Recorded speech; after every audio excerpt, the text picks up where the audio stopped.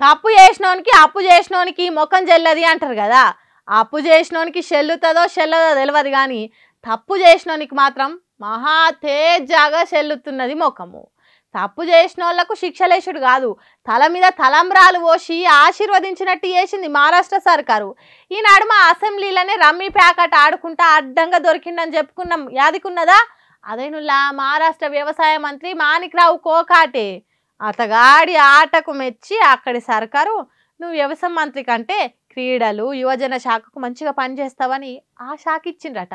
నిండు అసెంబ్లీలా ధైర్యంగా రమ్మి ఆట ఆడినావంటే నువ్వు ఎంత ధైర్యవంతునివో అర్థమవుతున్నది. నీలాంటి మంత్రి క్రీడా శాఖకుంటే ఒలింపిక్స్లా మన దేశానికి 100 కొద్ది పథకాలు వస్తాయి.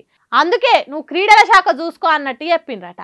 వ్యవసాయ మంత్రి గుండి వ్యవసాయం మీద అసెంబ్లీలో చర్చ జరుగుతుంటే నువ్వు రమ్మి ఆడతావా అని మంత్రివర్గం నుంచి తీసేయాలి. కానీ క్రీడా శాఖకి తేడా అవసరం ఉన్నదని దాల్చిందట మహారాష్ట్ర సర్కారు. అందుకే ప్రమోషన్ ఇచ్చినట్టు చేసింది.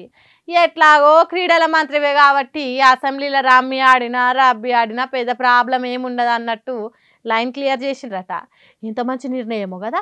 ఈ ముచ్చట మీద మహారాష్ట్ర ప్రతిపక్ష పార్టీలు మాణిక్రావును మంత్రివర్గంలో నుంచి మొత్తానికే తీసేయాలన్నట్టులో చేస్తున్నారట. పాపం ఆ ప్రతిపక్షాలకు కూడా తెలియదు కావచ్చు మాణిక్రావు ఎసోంటి మాణిక్యము.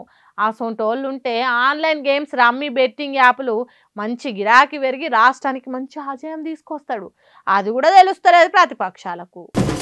తిరుపతికి పయనం కట్టినప్పటి సంది యాత్ర ఒడిచి ఇంటికి వచ్చేదాకా ఎంత నిష్టగా ఉండాలి ఏం కథ. మన తిండి మాట కట్టు బొట్టు పద్ధతి ఉండి దేవుని మొక్కితేనే ఆయన కరుణిస్తాడు. కనీసం దేవుని సన్నిధులు ఉన్నంత సేపు అయినా నిష్ట ఉండాలినా వద్దా? కానీ కొందరు చిల్లరగాళ్ళు ఎట్లా చేస్తారు, ఫోన్లు పట్టుకొని పిచ్చి పిచ్చి చేష్టలు.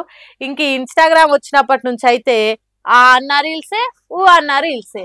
వీళ్ళు గుడికి పోయే దేవుని కోసం పోతుర్రా లేకుంటే రీల్స్ చేయనికి పోతుర్రా తెలుస్తలేదు. అట్లా తయారవుతురు ఇప్పటి కాలం పోరలు. అందుకే ఇప్పటి నుంచి ఈ పప్పులు ఏం ఉడకాయని మొట్టికాయలేసింది టీటీడీ.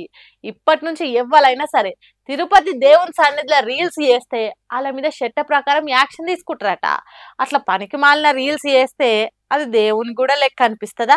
చూసేటోళ్ళకైనా ఏదైనా సినిమాకి వచ్చినామా లేక పార్కుకి వచ్చినామా ఫోన్లు పట్టుకొని రీల్స్ చేస్తుర్రు, అది గుడి పవిత్రతను దెబ్బతీస్తుంది.